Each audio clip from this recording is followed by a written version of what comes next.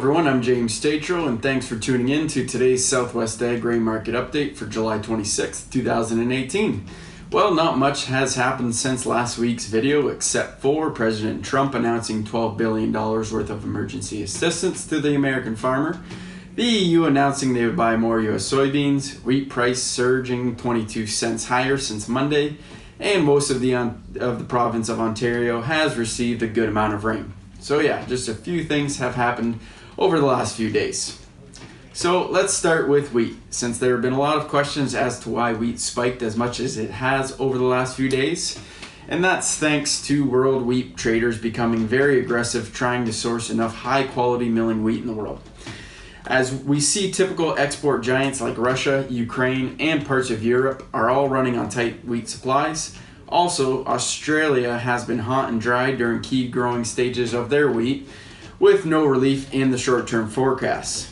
And drought also continues here in Canada, with majority coming from parts of Saskatchewan and Manitoba. So when wheat buyers went on the search for export wheat, it seems like they have landed on the United States as their source. However, if you remember from my earlier videos, they grew as much wheat as they did back in the early 1930s. So wheat could become a very interesting commodity very quickly. So keep an eye on those weekly export sales reports out of the US. Last night, we also seen that the European Union announced that imports of US soybeans will continue to be strong as trade talks between Trump and the European Commission's President Jean-Claude Juncker seem to be going very positive. While US soybean exporters have been looking to replace the Chinese demand, the EU seems to be a fitting buyer as the US has ample amount of soybean supply at a significant discount compared to their South American competitor. So even though Trump may tweet out that he should be credited for this news, this announcement is mostly based on the fact that traders look to buy goods as financially responsible as possible, and the US soybeans is a very attractive good for the European trader.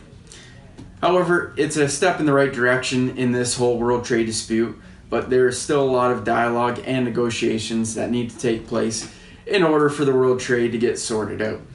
Speaking of world trade and China, the Trump administration announced that they will extend $12 billion in emergency assistance to the U.S. farmer.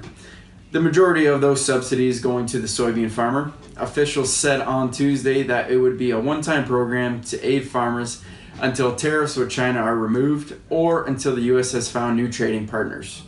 The news has had mixed reactions from the industry, as most viewed it as a step towards the government gearing up for a long-term tariffs battle with China rather than a quick tit-for-tat tariff war and everything going back to normal. As far as how this program will work has yet to be announced, but whether you agree with him or not, Trump is not backing down and will need to prove to the Americans that voted him into office and trusted him in making America great again that this is all part of his strategy and reassure them that indeed trade wars are easy to win. Right now on Chicago, corn is slightly higher, wheat's down 5, and soybeans are barely holding on to their gains.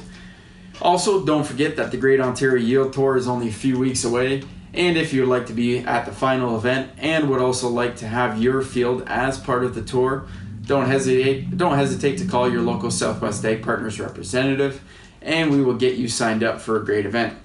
That's all I got for you folks today. This has been your Southwest Ag Grain Market Update. I'm James Tetreault, keeping the swag in ag.